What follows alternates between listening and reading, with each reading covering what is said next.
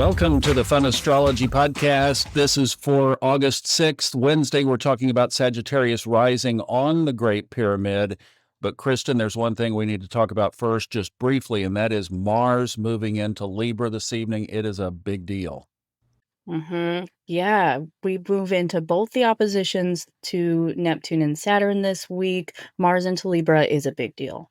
All right, let's see how that plays out. If you are a Sag rising, then here is where your Great Pyramid is landing. And I think you guys are getting the drift of this now. You know, how we're putting this together is finding first, this is the first point that we locate, is the Aries vortex point. And that's what we're talking about here. I already drew the line in. It's going to be exactly across from where Mars now is in Libra. And that's a big deal. And then we find Pluto over here. And then we find Uranus over here. And then start to look at where are other things in this chart that we should make note of. And obviously, Kristin, I think the biggest factor is natal Pluto to transiting Pluto, just to get started, especially since Mars is sitting right there. Yeah, Mars and the Pluto conjunction will be happening that week, and then Mars shift into Libra, and it's full-blown kite mode. And I think that having that fourth and fifth house be in focus of that kite, it is a call to home, to securities, to children, to creativity, all those things that light you up. Perfect. That's the other thing that we've been doing with this series is what houses are affected. So you want to go find the pyramid, and then just what Kristin said, those areas that she just listed are all these corners of the pyramid that are going to be affected. And obviously that is going to be the focal point here with Pluto, because her Pluto is right on the line between Virgo and Libra. Pluto in the sky is moving back towards zero Aquarius. So that's going to be almost a dead-on trine between these two. That's an air trine. And now we have Mars sitting here. And one of the things, Kristin, this is for anybody with Sag rising, this is what you have. Now, for the rest of you, and it's been cool because we've been watching this Aries vortex point has been moving all the way around as we've been going through this series. Now we're down here in the fourth house.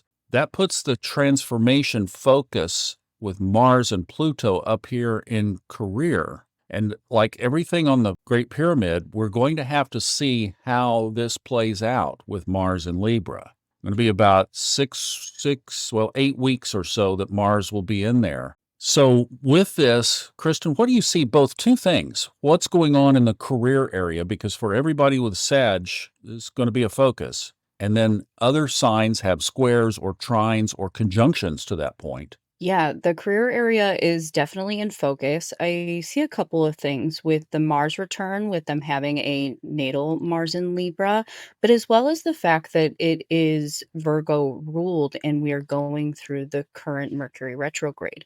So there are some other things that are kind of at play that do call for a little bit of revision as well as a new cycle. So I think that the timing of that now could also be setting up for the long-term aspects that are coming.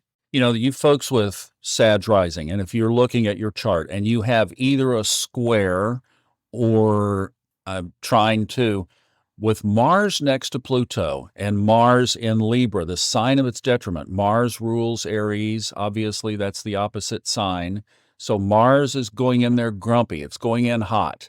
And when it hits Pluto, which is already bubbling and bursting forth with transformational energy, you have to wonder what that's going to be. It could be a cauldron. It could be that things start to happen fast for you.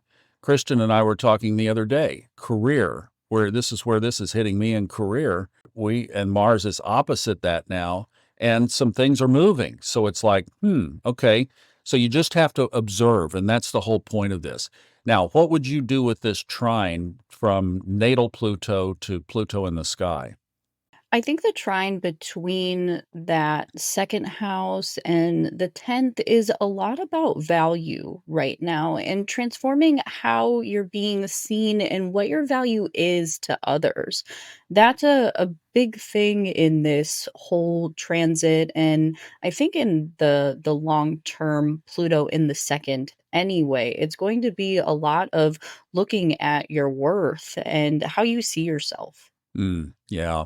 Transformation around self-value first, because there you go, second house, what you value most in life. Yeah, as a Sag rising, their planetary aspect that is one of the major ones is that Jupiter, and having Jupiter in Cancer right now, trine their natal Jupiter. This is a great time for just self-development in general, and that could really change how you look at yourself and value. And this is a great point too, and this is for all Sag risings. That's going to put, probably should, in the equal house system, it will put Saturn as the ruler of your second house. So you can find Saturn in your chart, and this is kind of interesting because this person's Saturn is in Taurus, which means potential.